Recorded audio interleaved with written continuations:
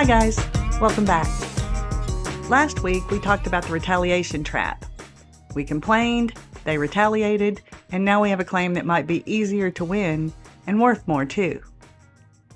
We also talked about 3 things we have to prove to win a retaliation claim: that we engaged in protected activity, we suffered an adverse action, and the adverse action was because of the protected activity.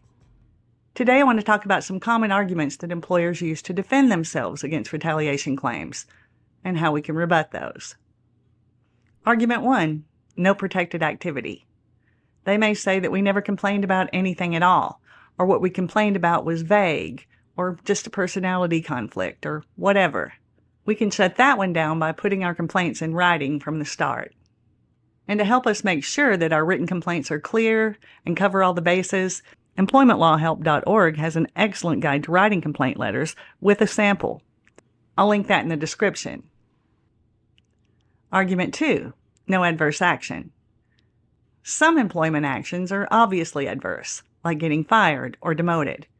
There are other kinds of actions that are just as harmful, but not quite as obvious. Things like work-related threats, warnings, and reprimands, lower performance ratings, transfers to less desirable positions or working conditions, and closer scrutiny of our work and conduct compared to our coworkers. Employers may admit they did these things, but claim that they're not as bad as we're making them out to be. Here's where documenting the harm they did can come in handy. I mean, if they caused us significant harm, that's adverse, right? Some courts will see it that way. Not all, unfortunately.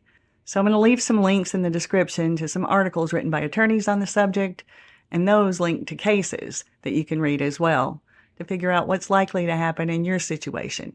And if you really want to know, probably the best way to find out is to consult an employment attorney and get their take on it. Minor annoyances aren't actionable, so it's probably a waste of time to document every little thing they do. But we do need to document all the seriously harmful stuff they do and overarching patterns of behavior that might discourage a reasonable coworker from filing a complaint of discrimination, because that's the legal definition of retaliation. Often we can document that stuff by asking polite but pointed questions in email. And if you haven't heard me talk about how to do that before, I'll link to some videos I made about it in the description. Argument 3 is that the adverse action wasn't caused by our protected activity. Our employer had legitimate, non-discriminatory reasons for what they did. We were just following policy. Were they, though? Did they follow the entire policy, or did they cherry-pick the parts they wanted to follow? Did they follow every policy? Wherever we see discrepancies, we want to document those and pass the information along to our investigator and our attorney so they can ask some probing questions about it. They had performance or conduct problems. Okay, but were those documented before we filed our complaint, or did they come up afterward? That temporal proximity, coupled with our past performance ratings, can help us show that the real motivating factor was our complaint. We had budget cuts. Okay, how many people got fired? Was it just us? Because that looks targeted. Did they hire someone new into our position shortly after we left? Stuff like that can help us show that budget really wasn't the reason they took the adverse action. And argument 4. It couldn't be retaliation because the person who took the adverse action didn't even know about their protected activity. Here there's a legal theory that we can use to hold our employer liable whether or not the person who took the adverse action knew, as long as we can show that person was influenced by someone who did know. It's called cat's paw theory, and the name comes from a fable that also kind of explains how it works in very simple terms. A tricky monkey wanted some chestnuts that were roasting over hot coals. He knew if he reached in and tried to grab the chestnuts himself, he'd get burned.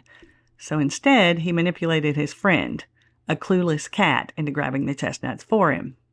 It was the cat's paw that got burned, but the monkey was behind the whole thing. In this scenario, we are the chestnuts that the tricky monkey wants to get. The clueless cat is the person who took the adverse action, under the influence of the tricky monkey.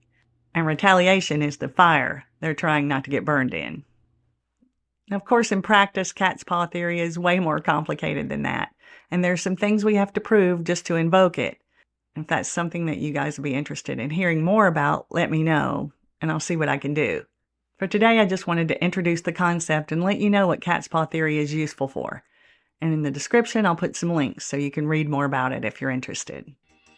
Whatever arguments our employer uses to try to defend themselves from our retaliation claim, we can push back by pointing out the inconsistencies in their logic and their actions. And I hope today has given you an idea of how to do that. I'll see you guys next time. Till then, take care and hang in. Fight smart and hang in to win.